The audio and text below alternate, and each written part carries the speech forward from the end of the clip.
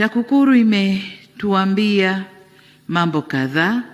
La kwanza ni hilo la kwamba ufanisi umekuwa ndani ya taasisi zetu, lakini la pili ni matumizi ya mifumo na tehama, kwamba kwa kiasi fulani sasa tehama inatumika ndani ya taasisi zetu, lakini na mifumo iliyowekwa ndani ya taasisi nayo inafuatwa, na kwa kiasi kikubwa kupunguza yale mapungufu au kasoro zilizokuwa zikijitokeza huko nyuma.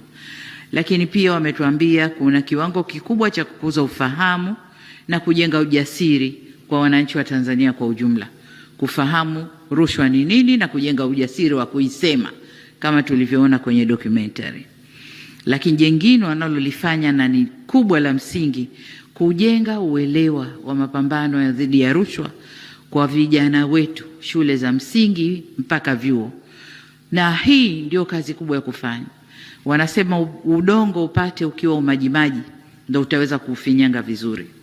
Mimi na nyinyi hapa tukihubiriwa mambo ya rushwa yanaingia huku, lakini likiingia jengine la rushwa limetoka.